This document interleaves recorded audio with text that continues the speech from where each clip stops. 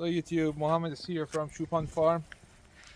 Today is another Saturday for the hive inspection, and the plan is to look at the hive number 2, which is not really in a good shape, and we lost another queen. I don't know why, but we're gonna look deeply into the hive to see if we can find that queen. I couldn't find any sign of it. There's no egg, there's no larva, and but we're also gonna do a mite count, so it might be interesting for some folks to see how we do that. So let's walk into the barn and I can show what are the equipment that I grabbed.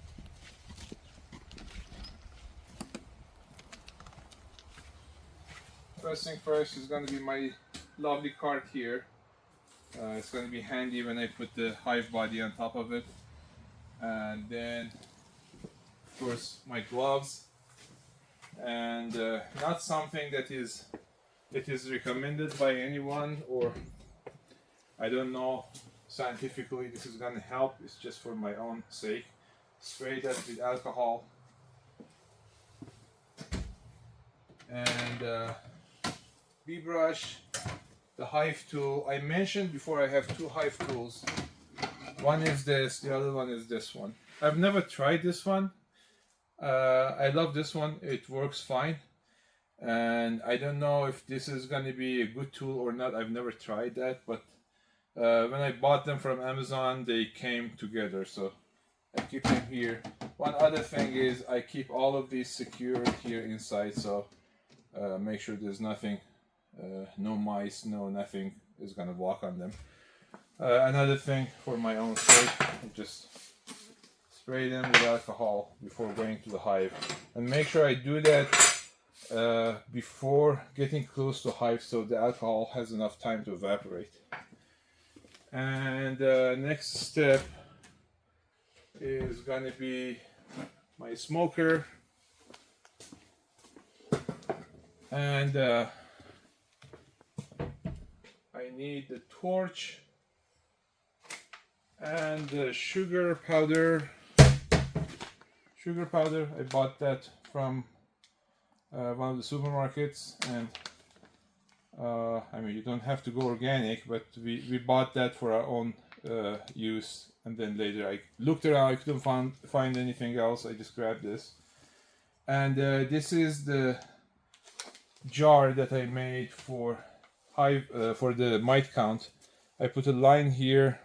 This is equivalent to 300 bees. Of course it is not, but it's just something that it was recommended by some of the methods that are available. The important part is if you have a line here or here, wherever you put that, keep it consistent. At least you can track the way you have the number of mites count. And number 8 mesh on the top of it. For jars it's really easy. When you have the jar, it has this inner seal, you remove that and replace it with that number 8 mesh. So this is for that. I think I have everything here, and then we're gonna cut here and go later show you how I do my run my smoker, which is pretty simple. So a lot of people make their smoke with leaves, I don't know, straw, cardboard, different things. The way I do that, which I realize it lasts the longest, is by some mulch. And I just go find some mulch. We have some mulch here.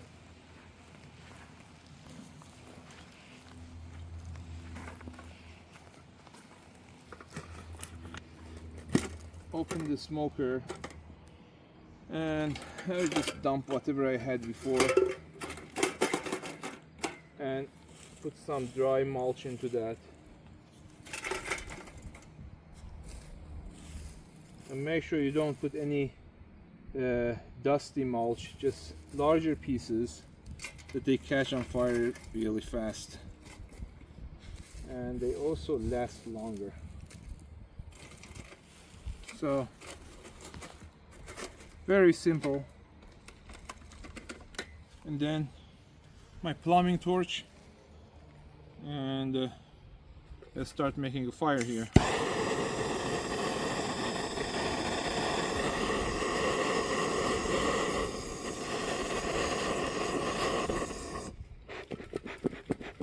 So you probably need another couple blowing with the torch, and then it's gonna catch on fire. It has a solid charcoal inside, and then when I close it, the smoke is gonna last for a long time. But that's what I need to do for the smoker. One other thing that I forgot for the mite count, you need to have a bin to dump the bees that you wanna count their mite, and you need to have a white clean surface for the mite when you dust them and when you want to count them. So these additional two things that you're gonna need to have. But yeah, let's wrap it up here. We're gonna go to the hives. We can continue there. So you see the smoke is running pretty good right now. It smells good. The wood we chipped over there, it was pine wood. It smells good. Not that it has anything to do with bees, but it's just for the sake of comfort for the person who's doing the hive inspection. So if you come close here, you can see this hive is doing great. This is the hive that we harvested about 37 pounds of honey a while ago. This is the hive that we lost the queen a couple times, and it's not really doing good. The plan for today is to do a mite count. It already has 2 strips of apivar. To do the mite count, and if it is reasonable, then I'm going to remove those apivars, and then I'm going to borrow 2 brood frames from this, put them here to give them a boost, and put 2 honey frames from here to there, again if the mite count is not bad. And the way I'm going to do the mite count on this today is not going to be really standard, because we don't have that much brood left on this, and the worker bees are making drones, and that was one of the main reasons I believe we had higher mite count on this, because the mites are going to be more interested in the drones. But you can actually see the number of bees going in and out from this is way lower than what we have on the other one. And since the honey supers are gone, we don't have the queen excluder anymore. So you can see last week I put the queen excluder. Hey, you want to take a look at this? I mentioned that I use this cat waterer for bees, and you can see there's one here drinking water. So it is good to have that corner. It is good to have a waterer for your bees. So just open this. I wanted to show some of the stuff that I do and I've been instructed to do. Is the first step of inspection is to look to see if there's any kind of abnormal activity. For this hive I do see abnormal activity, which is low activity, but nothing completely strange. No dead bees in front of the hive. And the next step is you open the hive and you look around again, look for something fishy, and then smell if you see any, if you feel anything like, I don't know, musty smell or something that it doesn't sound right. This thing smells great, smells like honey, and the main reason is the bees, they don't have anything else to do, they just make honey. And the 2 apivars that I have on this, one word of caution is be careful when you work with apivar. They're extremely toxic. So these 2 apivar strips, they used to be in the bottom one. So last week at the week of 5, when I removed them, I put them on the side, and then I forgot to put them back.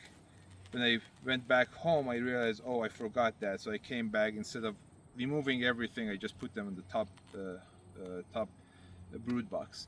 So I'm going to set them aside again and start looking inside. Hopefully I can see the queen. I don't have that much hope, honestly, because I believe the queen is in fact dead, but I've been told that sometimes with apivar the queen could be inside but just not laying eggs. So not seeing the signs of queen, such as not seeing any eggs, is not going to be a good enough reason that your queen is gone. So we're going to open every single frame and then look inside, see if we can find that queen. Hopefully, if that's the case, then we don't need to buy another queen at the end of the season. All right, a very, very, very good news. We found a queen, but surprisingly not the marked queen that we had before. It seems to be a very strong queen here. It's not marked, and I'm not gonna mess with that. I'm not gonna mark it today. But still, I don't see any eggs. Maybe just one. Maybe the queen is not mated yet. But yeah, it is a very nice sized queen here, walking around, apparently doing nothing. But that is an extremely good news. So I don't need to inspect the rest of that. All I need is to do a mite check. So I want to make sure that I don't drop this queen and I don't lose it. At the same time, I want to make sure that I can do a reasonable mite check. We talked a little about this, and I'm so worried that we're gonna hurt that queen. As a result, we decided not to do a mite count today. We're gonna postpone that for the next week. I'm still gonna give them a boost of a brood frame from the other one. So as a result, I removed one of the frames, the very end one, and you see it only has honey on it, not even any comb. So it has minimum risk of transferring my mite from here to there. And you can see the difference between the strong hive and the weak hive. For the other one, I didn't even need to use any smoke. This is the hive that is exploding.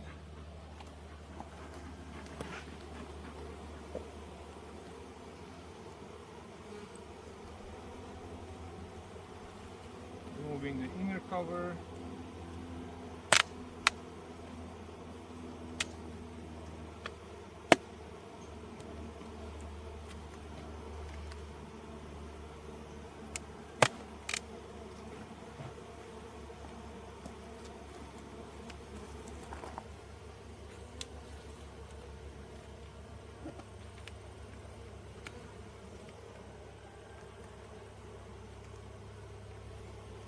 Make sure my queen is not somewhere close to here. The queen for this hive is very smart.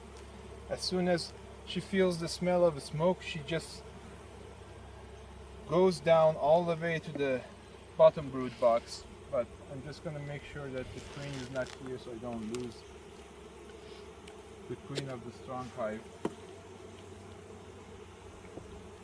And all I need to do is to grab one of the brood frames from here, which is most likely going to be in the center. So make sure smoke them a little.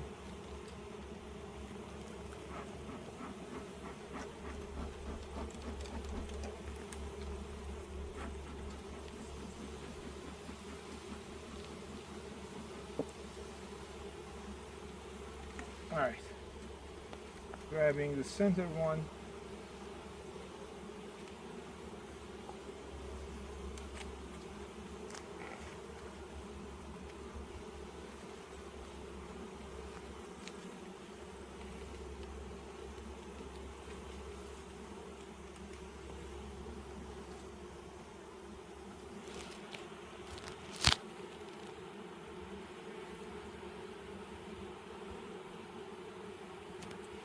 Okay, so you see it has all the cap brood here, the larva, different ages of the larva, and the pollen around that, and the honey.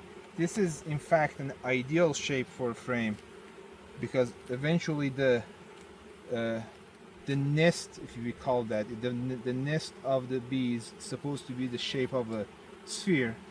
and this is just one slice of that sphere, surrounded by honey and pollen, and then different ages of the larva here. So I don't see any egg here, which is good for the case that I want to give them a boost. I see some eggs here, so they need to do some activity, but I'm trying to see if I can find my queen on this. If I can't, I just shake this thing and then move it to the other box.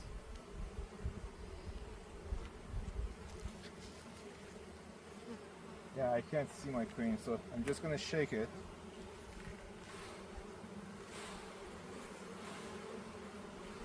So you see it's pretty much empty right now. I don't want to introduce any of these bees to the other hive and cause more stress for that hive.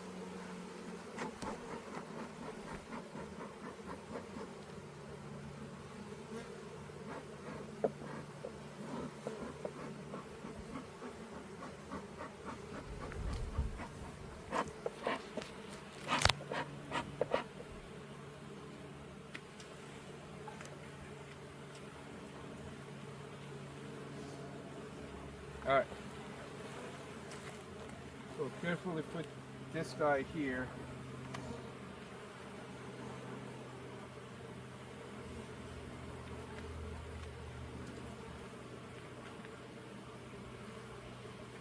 Adjust the spacing because I don't want to increase the bee space here. If you do, then the bees are going to build in between the frame, which is not going to be good. Okay, just the bee spacing for this. This is good. All I need to do is to put this guy inside the other one. What I want to do is not to put that in the center and mess with whatever architecture that they have. I'm gonna just move everything toward the center and then put that right at the outside. Okay, so I shifted all the frames toward the center, and this empty frame is going to go here. I'm going to keep the partially filled area outside and the completely empty area inside, so they are more encouraged to build comb here. And easily, slowly going down. Make sure I'm not pushing anything. There you go. So that's going to be their new frame. And all I'm going to do is just to close it up and call it a day for this week. And then we're going to come back next week to do the mite count. So inner cover in, outer cover here, and the weight on top of it. And the apivar, I'm not going to put that there because they say 6 to 8 weeks. It's already been 6 weeks. And I want to make sure that next week that I do a mite count is not going to be as an immediate result of apivar. So I'm going to give them 1 week without any treatment and see how it's going to be the mite count for this. But yeah, apivar is out and closing the hive and then coming back next week for the mite count. I just want to close the video for this week by showing the smoker. It's been 1 hour since I started the smoker with the mulch and it's still running without me even touching it. And yeah, again, the smells good and it's gonna last for a long time, and you don't need to keep refilling that. The only downside might be you might want to carry your torch with you because at the beginning the fire might go out and you need to light it on again. But yeah, thanks for watching, and soon hopefully we're going to be back with another video showing the mite check.